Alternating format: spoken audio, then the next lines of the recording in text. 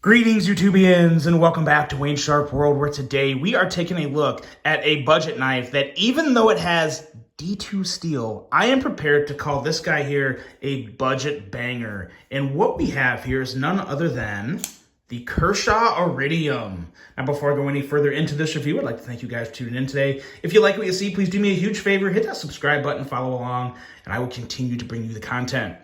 Now, I do want to let you guys know that today's episode is not technically brought to you by Blade Ops. I did buy this knife with my own money. Very funny story. We'll get to that in a second. But I wanted to throw my Blade Ops logo up there and just put this out there for you guys. You're going to see two links at the bottom of this video. One link is going to take you to Blade Ops to buy this knife for $65. Another link is going to take you to Blade HQ to buy this knife for the same price of $65.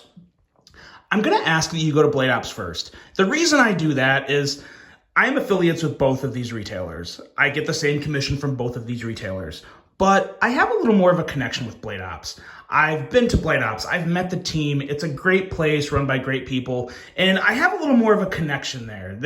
I look at those guys as friends, so I am just going to request that, you know what, if you're going to buy this knife and it's in stock at Blade Ops, hop on over and pick it up from them. You won't regret it. One of the best retailers out there. Now, with that being said, how did I get this knife? Because I bought it with my own money. So here's the funny story part. So I'm flying down to Texas for work. Good old South Bend International Airport. Get there in the morning, run over to check my bag because I'm running a little behind. And I missed the opportunity to check my bag by 1 minute. The lady was like, sorry, it's whatever 46, and it got cut off at 45. And I'm like, okay, really? You can't do this, you can't take it, okay, fine. She said, just take it through TSA and then you can check the bag at the gate and you'll be good. I said, okay, fine. Now, I've never had to do that before because I'm usually early or on time for everything, but I was late that day. So anyway, get up to the TSA gate, and of course I had a couple knives in my bag, but I thought if they're not actually going on the plane with me, so they'll probably just let them through and just have to bring them over and, put it under the plane when I get there, no harm, no foul. Wrong. So, can't do that. So I ended up having to literally sprint out to my car, bring my knives, put them in my car, sprint back into TSA, and about halfway through all this, I realized how terrible my cardio is because I was about to die.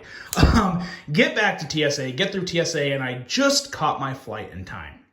So that was cool. The problem was I was in Texas with no knife. I feel like when you're in Texas, you need some type of knife on you. Like, that should be a requirement. This is Texas. So I go to, I believe it was House of Blades in Irving, Texas. And I saw this guy. And I thought, you know what? I have heard really good things. I have handled it at SHOT Show, and it was really, really impressive at SHOT Show, but I thought that was a show model. I'm gonna buy a regular production model and see if it's as good as what I handled at SHOT Show. So I picked this guy up for 65 bucks. Been carrying it ever since for almost a week now. I gotta say, I'm very, very impressed. Now, before we get into the full review, though, I do have some quick specs to go over on this knife. We are looking at an overall length of 7.87 inches, a blade length coming in at 3.5 inches, and a blade thickness at 120 thousandths. Blade width on this guy is 870 thousandths with a blade material, as I said before, D2, wah, wah, wah. It could be better, but it's D2. We have a blade style of a drop point blade with a flat grind, a handle length coming in at 4.25 inches, and a handle thickness at 449 thousandths. Handle width on this guy is 867 thousandths, right around here in the middle of the handle, with a handle material of aluminum scales, and I believe this is an aluminum backspacer. It could be stainless steel. I'm not 100% sure on that. We have a crossbar locking mechanism, which is shockingly good. We will talk about that more when we get to the action portion. A user of a right or left hand tip-up carry. Lefties get the love, but at a cost to something else we'll talk about when we get to the handle. And a weight coming in at 3.38 ounces, and as I said before, 65 bucks. I have absolutely zero issue with $65 for this knife, even though it's D2, and I'm about to tell you all you guys why that is after some size comparisons. Let's bring out all the crossbar locks and just see what we have here in terms of comparison. Here we have the now ridiculously overpriced Benchmade bug out to go along with those just outrageous, egregious price increases Benchmade brought upon us. And we have the good old Hogue Deca that's a lot more affordable and better. If you can sense my sarcasm there. It is better, but the sarcasm towards Benchmade Anyway, let's take a look at these knives here. As you can see, the iridium is a little longer, slightly bigger blade, slightly bigger handle. So actually the handle might be, yeah, still slightly longer handle, but still you have a little more sharpened edge on the iridium blade as well. Let's bring in a couple, well, one budget knife and another one that's north of $100. Both Kaisers, both great crossbar locks. Here we have the Kaiser Drop Bear, which is considerably shorter. And also my 2022 knife of the year, the Kaiser Escort. Such a good piece right there. And as you can see, it is even a little longer than the Escort. The Escort is not a small knife. So a very longer, somewhat slender, stylish looking knife from Kershaw. They did some really good things with the design of this knife. A lot of things that just tie together in a very, very attractive way. And now let's talk about this blade. And as I said, it's a very Kershaw-ish looking blade. And that's a good thing because the in-house designs from Kershaw, if you ever see this little marking right here, that is a Kershaw in-house design. And I really do like the design language come out of Kershaw. I like the swedges, I like the drop points. Even though it could be like really more of like a spear point shape, the swedge gives it more of a drop point look. And I like that a whole lot. I don't mind the Kershaw branding on the blade. I think it's placed really well at a nice, reasonably small font. And then on the other side, you have I believe that's a part number in the blade steel. Definitely nothing impressive there, but it's not overwhelming. It's nice and small. It's there, but it's whatever. It's not too bad.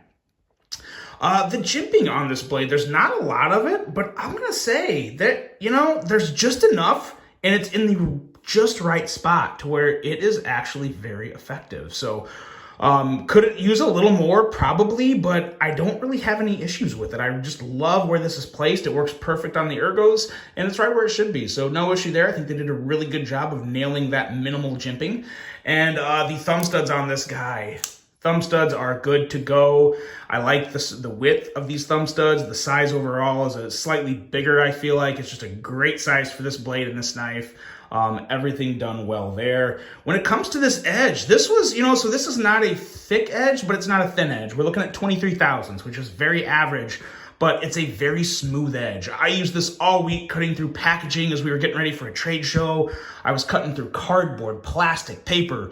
It stood up very well. I haven't really wiped it off as much. Usually I take some cleaner on these guys and give it a real good wipe down before I show it off to everybody. But I thought, you know what? I just don't have time. I've been really busy. I've been playing catch up all day since I got back. So this is what you get. And as you can see, the wear, it holds up pretty well to wear marks. I was cutting through some, heavier duty plastic packaging and whatnot, and it went through it extremely well. So no issue with the blade there whatsoever. And really just a really nice profile from the blade and handle, whether it's open or closed.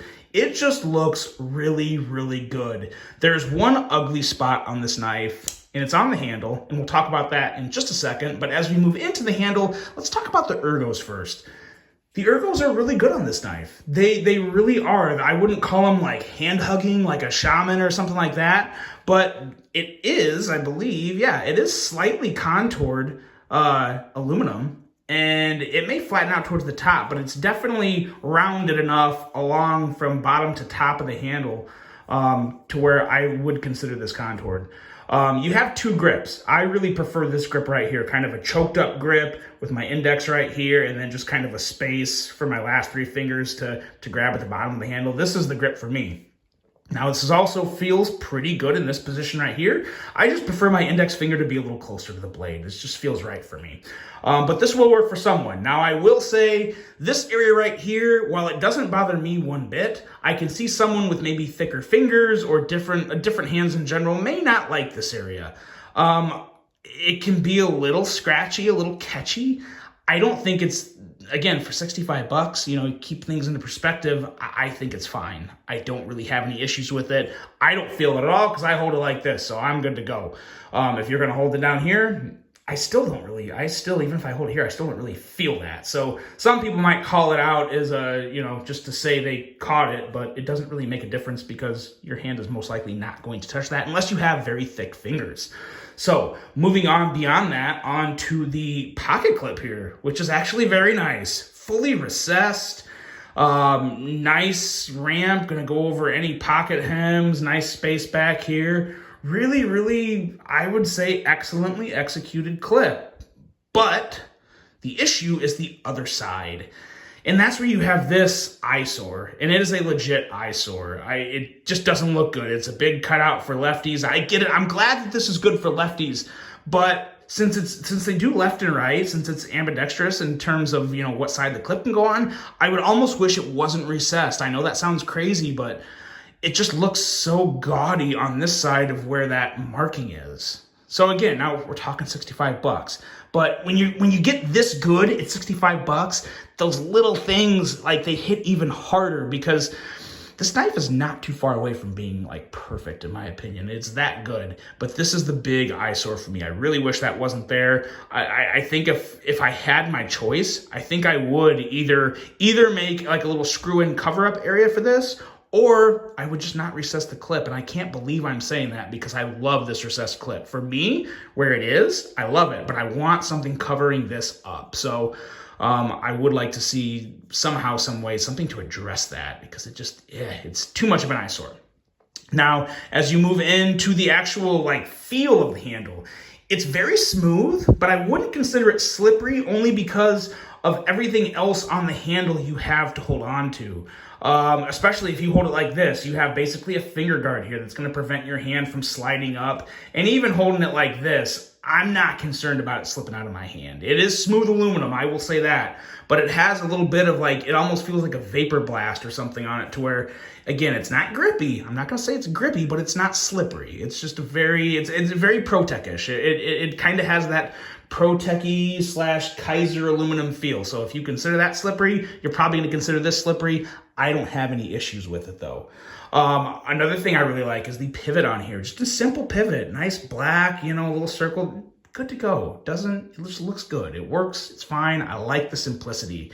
One of my favorite aspects of this knife is what you can't see, and that is the bearings, the actual bearings. Now you can barely see them, but for the most part, these ball bearings are basically encased from between the handle and the blade. So you can look as hard as you can barely see the actual bearings there. You can see them in there, the bearing balls, but not much. They're not as exposed as some other knives. That's gonna help reduce gunk getting in there, gumming up this action that is, we'll talk about that in just a second, but action that is just incredible, and it's gonna help protect it and keep that action good. Like those slim tolerances there. And I'm not talking about the gap you can see there. I'm talking about up into the bearing area where you basically can't see the actual bearings. You just see the washer that's holding the bearings. There's very tight tolerances in there, which is pretty impressive for a Kershaw and any budget knife at 65 bucks. So I really like that. It's gonna help protect that action and keep it smooth. Lastly, the backspacer here. You know, I've come to the realization that while I don't really care about lanyard holes like this that are incorporated through the backspacer, I think they look good. I don't mind them being there. Even the one as big as this, I don't mind it being there. What I don't like is the hole drilled into the handle randomly. This is good. I like how they incorporated that, and I really like this dark gray working with this darker bronze. I think that is very classy, very good. I think this would make an excellent office carry, even with the size of it. I really like this knife as kind of a casual, classy carry. It's just really good in those regards. Now, the action, because what we have here is excellent action that, dare I say it, for a Kershaw, I don't think I've ever said this for a Kershaw, buttery smooth action. You know, Kershaw was not one of the first on the scene to use a crossbar lock, but I tell you what, they're a prime example of someone who waited and made the most out of their splash into the crossbar lock sector of EDC knives. This is a phenomenal crossbar lock. It's another company that has made a crossbar lock better than Benchmade, or equally as good as Benchmade, depending on the knife. Because some Benchmades are really good with their crossbar lock, their axis lock. Some of them are not. This is extremely consistent, very smooth. There's nothing catching. It is ridiculous ridiculous how good this was. And it even broke in a little. Like, so out of the box, you kind of have to fidget with it. And there is a little bit of a break-in point, but it didn't take very long. This knife is fidgety, smooth, excellent. It is just so good. Reverse flick, no problem. And whether you're using your actual fingernail or just the bottom of your thumb, like your actual thumb meat or your middle finger meat of your finger, either way, either position, this is a very, very easy blade to operate. The only one that is this easy and this enjoyable for me is the Kaiser Drop Bear. And I would probably put them pretty equal. And to be totally honest, I think I like the aesthetics of this slightly better than the Drop Bear. And I love the Drop Bear. You guys know I love the Drop Bear. It's still a phenomenal knife. But Kershaw really hit on just about every base with this knife. It really is phenomenal. It's one of those prime examples I've said before. I'm a buyer at D2 in the $60-ish range if the knife is good enough. Not only is this knife good enough, it exceeds that.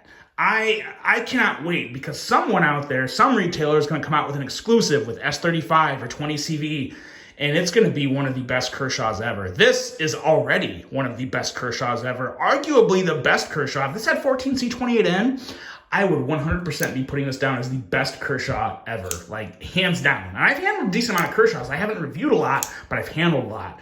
This is fantastic. I am so surprised at how much I love this. Not just like love. It is a phenomenal knife. Even with D2, it's $65. This is not only an easy buy, it's one I would buy every day of the week and twice on Sunday. And ladies and gentlemen, this is a knife of the year contender in that price category of $60 to $100 because it is damn good.